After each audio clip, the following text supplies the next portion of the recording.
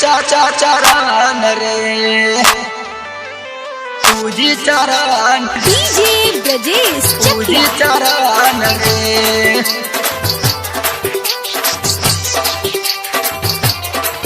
बेटा पूजी चरण रे पूजम चरण तोहार सुन ये देवी माई हो जा हम पे सहाय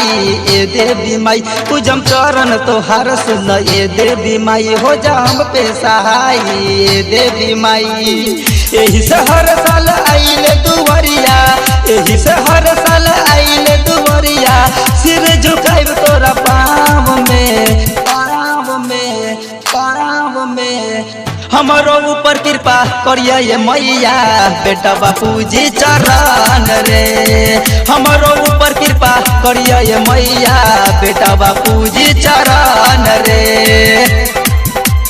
बेटा बापूजी चरण रे चरण रे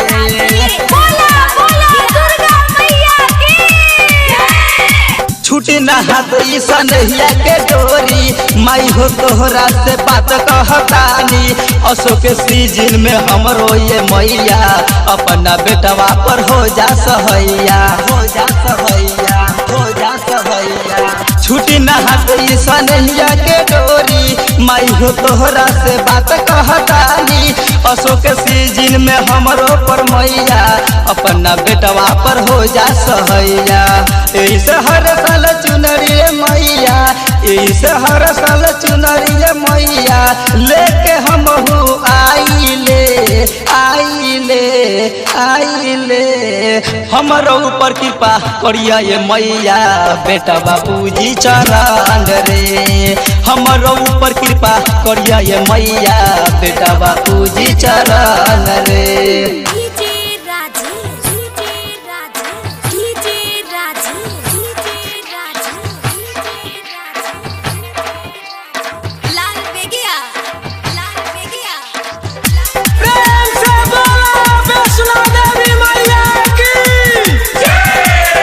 तोहरा महिमा बा जग में महान हो जानता माई तो के दुनिया जहान हो यही से हर साल आइल दुवरिया मायू एक बेर फेर दा नजरिया मायू एक बेर फेर दा नजरिया तोहरा महिमा बा जग में महान हो जानता माई तो के दुनिया जहान हो यही से हर साल आइल दुवरिया मायू एक बेर फेर दू नजरिया यही से माई हम आइले दुवरिया यही से माई हम आइले दुवरिया विनती करी कर जोर के हमारो ऊपर कृपा करिया ये मैया बेटा बापूजी चरण रे हमारो ऊपर कृपा करिया ये मैया बेटा बापूजी चरण रे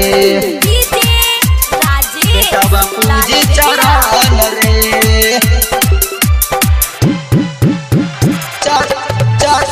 चरण रे ओम साई डिजिटल रिकॉर्डिंग स्टूडियो ढाका माई हो तोहरा से बात कहतानी अपना बेटवा के सुनली कहानी माई हो अतने तू दे दे अंगवा राइटर राजा लिख ले बारे भजनवा राइटर राजा लिख ले बारे भजनवा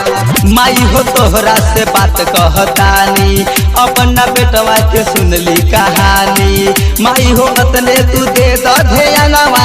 अनिल शर्मा गावत बा के भजनवा यही से आइल बने रउआ चरनिया यही से आइल बने रउआ चरनिया और जी करिल कर जोर के